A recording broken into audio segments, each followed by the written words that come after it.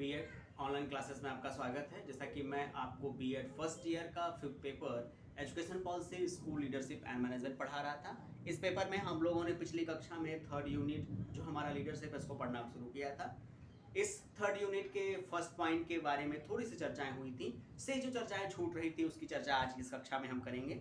देखिए, हमारा 3rd unit का जो फर्स्ट पॉइंट है वो leadership in school concept and need and importance of leadership, dimension and the style of leadership and the secondary labour role of the leadership in the school effectiveness की बहुत बड़ी बात कही जा रही है। कहा जा रहा है कि स्कूल लीडरशिप, विद्यालय नेतृत्व, ध्यान दीजिएगा, विद्यालय नेतृत्व, उसका अर्थ, उसका महत्व, लीडरशिप का अर्थ और लीडरशिप का महत्व, dimension of style of leadership secondary school level, माध्यमिक स्तर पे किस प्रकार के नेतृत्व की व्यवस्था सुनिश्चित की जाएगी। वहीं ये भी कहा जा रहा है role of leadership the school effectiveness, कि विद्यालयी व्यवस्था को बनाए रखने के लिए कितना महत्वपूर्ण है विद्यालय का नेतृत्व करना। इसके बारे में कुछ खास बातें थी, उसके बारे में मैंने चर्चा आपसे की। आज थोड़ी सी बातें और बताएंगे, शेष बातें जो इसमें रह जाएंगी उसकी चर्चा हम अगली कक्षा में करेंगे। सबसे पहले मैं आपको बताऊंगा, ध्यान दीजिएगा, आज की कक्षा में सबसे पहले हम लोग जानेंगे नेतृत्व की व्यवस्था के बारे में। हालांकि इसके कुछ महत्वपूर्ण बातों की चर्चाएं पिछले 2 कक्षाओं में हम आपसे कर चुके हैं, लेकिन आज उससे संबंधित थोड़ी और बातें जो हैं, महत्वपूर्ण बातें हैं, वो मैं आपको बताऊंगा। देखिए, विद्यालय नेतृत्व अपने आप में एक ऐसी व्यवस्था है जो अपनी महत्ता को खुद स्पष्ट करती है। कहा जाता है कि विद्यालय नेतृत्व वह विचार है, ध्यान दीजिएगा, कहा जाता है कि विद्यालय नेतृत्व वह विचार है जो संस्था यानी विद्यालय को मात्र विद्या प्रदान करने वाले उपकरण के तौर पर नहीं देखा जाता, बल्कि उसमें या उस व्यवस्था को समग्रता से समझा जाता है। ध्यान दीजिएगा, उस व्यवस्था को समग्रता से समझा जाता है, उसके व्यापक विकास का दृष्टिकोण रखता है, उस व्यवस्था को बनाए रखने के व्यापक, ध्यान दीजिएगा, व्यापक विकास के दृष्टिकोण को वो बनाए रखता है या इंगित करता है। यही ये भी कहा जाए, जहां तक संभव हो पाता है सक्षम संस्थातिक नेतृत्व से जो उसके विकास को रूपांतरित करने में सक्षम हो। और अगर सामान्य भाषा में कहें तो बेहतर व्यवस्था वही होती है जो बेहतरी तरीके से नेतृत्व को प्रस्तुत करने में सक्षम होती है। अब हम थोड़ी सी आपको ऐतिहासिक बैकग्राउंड या ऐतिहासिक पृष्ठभूमि बताएंगे। नेतृत्व प्रबंधन की बात कब से शुरू हुई है?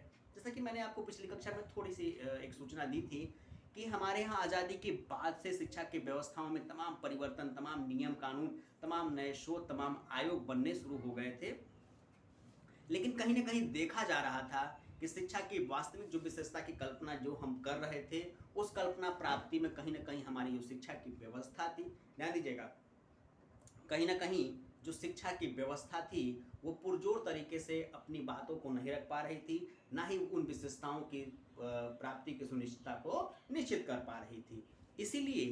इसीलिए हमारे शैक्षिक व्यवस्था में, या हम ऐसे कह सकते हैं प्रशिक्षण की व्यवस्था में, स्कूल नेतृत्व, स्कूल प्रबंधन की बात की शुरुआत होती है। अब इसके थोड़ा ऐतिहासिक पृष्ठभूमि में चलते हैं। देखिए, इस नेतृत्व की बात, लीडरशिप की बात की जो शुरुआत होती है वो 90 के दशक में होती है। ध्यान दीजिएगा, 90 के दशक में राष्ट्रीय शिक्षा नीति के बाद, ध्यान दीजिएगा, राष्ट्रीय शिक्षा नीति 1986 के बाद दूसरी जब राष्ट्रीय शिक्षा नीति जो मेहता समिति आती है, मेहता समिति 1989 में आती है, उसमें स्कूल नेतृत्व की बात कही गई और कहा गया, ध्यान दीजिएगा, कहा गया था कि विद्यालय व्यवस्था को सुधार हेतु विद्यालय स्तर पर एक प्रबंध कमेटी बनाया जाए, कुछ खास लोगों को जिम्मेदारियां दी जाएं, विद्यालय, उसके शिक्षक अपने काम जिम्मेदारी से करें। इसके लिए शिक्षकों का एक नेतृत्व प्रबंधन समिति हो, साथ ही उसमें शिक्षक, छात्र और कुछ पारिवारिक या सामाजिक सदस्य भी शामिल, यानी कहने का तात्पर्य था बच्चों के गार्जियन, वो गार्जियन भी शामिल हो जिनके बच्चे उस विद्यालय में पढ़ते हैं, और कुछ उस क्षेत्र के सम्मानित या चयनित कुछ हस्तियां भी उस प्रबंध समिति में शामिल हों, ताकि विद्यालय की जो व्यवस्था है उसको मजबूती बनाए रखा जाए, उसको व्यवस्था प्रदान किया जाए, और कोई भी शिक्षक या छात्र या उस व्यवस्था का कोई भी सदस्य अपने काम की जिम्मेदारियों को अहमियत देते हुए उस व्यवस्था में मजबूती से अपनी स्थिति को बनाए रखे। वही थोड़ी बात और आगे इसमें मजबूती तब मिलती है, बात 1992 की है, जब भारत सरकार द्वारा पंचायत राज अधिनियम पारित होता है। ध्यान दीजिएगा, तो ग्रामीण स्तर पे प्राथमिक शिक्षा की बात कही जाती है और कहा जाता है कि प्रत्येक गांव में प्राथमिक विद्यालय हर हाल में होगा और उस प्राथमिक विद्यालय की व्यवस्था को सुनिश्चित करने के लिए प्रधान समिति होगी। उसमें शिक्षक, ग्राम प्रधान और उन शिक्षार्थियों के माता पिता भी शामिल होंगे।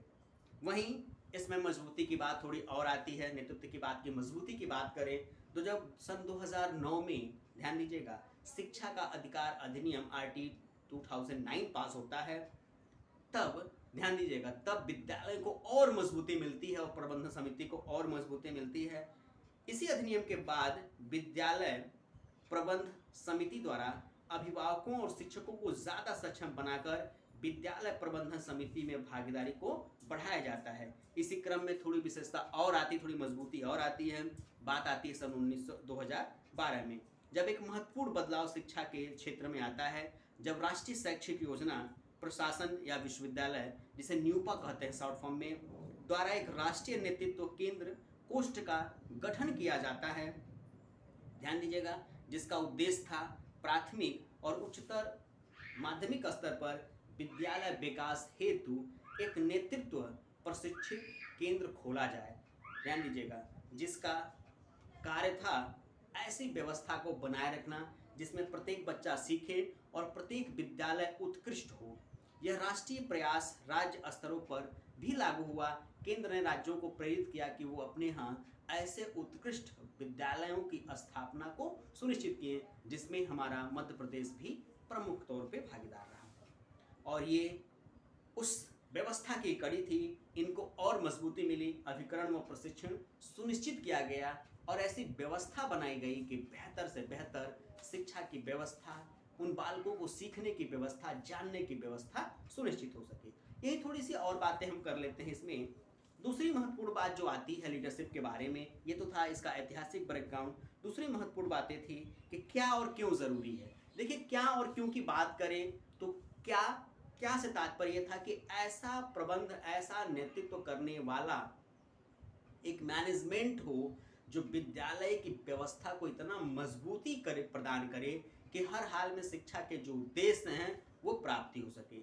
बच्चों को पढ़ने के लिए नए नए तरीके, नए नए नवाचार की व्यवस्थाएं की जाएं, बच्चों में समरूपता लाया जाए। अगर वो बच्चे गवर्नमेंट स्कूल के ही क्यों ना हो, लेकिन उनकी शिक्षा की व्यवस्था की गुणवत्ता इतनी मजबूती प्रदान की जाए कि वो अंग्रेजी मीडियम या इंग्लिश मीडियम स्कूल के बच्चों के समकक्ष खड़े हो जाएं।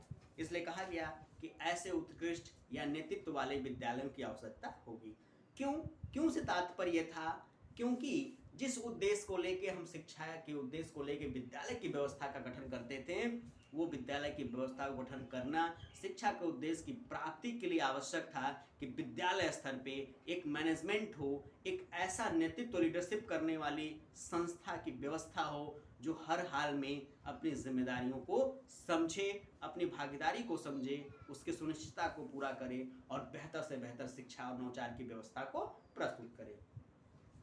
वहीं हम कुछ अनुभव की बात करें, ध्यान दीजिएगा, वहीं कुछ अनुभव की बात करें तो तमाम स्कूल अपने मध्य प्रदेश शासन, जैसे हम लोग वर्तमानिक तौर पर सिंगरौली जिले में निवास करते हैं, हमारे यहाँ बालिका उत्कृष्ट विद्यालय या बालक उत्कृष्ट विद्यालय जो माध्यमिक स्तर का है, 6 से लेके वहाँ पे 12 तक की पढ़ाई होती है, वो एक उदाहरण, एक एग्जाम्पल के तौर पे आज हमारे सामने प्रस्तुत है। अगर विगत कई वर्षों की बात करें, 20 से 25 वर्षों की बात करें, जब उस विद्यालय का प्रारंभिक अवस्था में शुरुआत हुआ था, वो चीज़ें जब तक नेतृत्व की व्यवस्था नहीं थी, जब तक प्रबंध की व्यवस्था नहीं थी, वो चीज़ें आज बच्चों को नहीं प्राप्त होती हैं जो आज वर्तमानिक तौर पे बच्चों को मिल रही हैं या प्राप्त हो रही हैं। आज उत्कृष्ट में प्रवेश हेतु बालक बालिकाओं की लाइन लगी हुई, गवर्नमेंट स्कूल होते हुए भी जो पढ़ाई का स्तर है, जो शैक्षिक व्यवस्था का लेवल है, वो कहीं ना कहीं अपनी विशेषता, अपनी विशिष्टता को राज्य स्तर पे दर्शाता है। और यही सब बातें ये साबित करती हैं कि स्कूल प्रबंधन या स्कूल नेतृत्व में, स्कूल लीडरशिप किसी भी व्यवस्था को, किसी भी विद्यालय, चाहे माध्यमिक स्तर चाहे प्राथमिक स्तर हो, किसी भी विद्यालय व्यवस्था को बनाए रखने के लिए नेतृत्व की कितनी बड़ी व्यवस्था होती है, कितना मजबूत क्रम है इस लीडरशिप का, इस नेतृत्व का। इसकी व्यवस्था के कारण, इसी मजबूती के कारण यहाँ के जो बालक बालिकाएं हैं वो अपना नाम, अपने शिक्षकों का नाम, अपने समाज, अपने इस जिले का नाम पूरे मध्य प्रदेश या पूरे राष्ट्रीय स्तर पे उपस्थित करते हैं। अभी एक दुधमनिया का जो विद्यालय, प्राथमिक उच्चतर प्राथमिक विद्यालय है, उसकी गणना भी आज मध्य प्रदेश के विशिष्ट विद्यालयों में की जाती है, यहाँ तक कि भारत स्तर के विशिष्ट विद्यालयों में की जाती है, जहाँ के बच्चे दोनों हाथ से लेखन कार्य में अवगत हैं। ये जो विशेषता है, ये जो क्वालिटी है, ये कहीं ना कहीं स्कूल नेतृत्व की व्यवस्था को उजागर करती है। तो हमारे सामने तमाम ऐसे उदाहरण हैं जो ये साबित करते हैं कि प्रबंधन या लीडरशिप बहुत आवश्यक है किसी भी शिक्षा की व्यवस्था को मजबूती प्रदान करने के लिए। तो आज की कक्षा में बस इतना ही। अगली कक्षा में फिर हम लोग इसी टॉपिक को थोड़ा सा और विस्तारित करके पढ़ेंगे। मैं आपको बताऊंगा कि माध्यमिक स्तर पे कैसे इस नेतृत्व की आवश्यकता है और किस प्रकार का नेतृत्व माध्यमिक स्तर पर होना चाहिए। आज की कक्षा में बस इतना ही। धन्यवाद।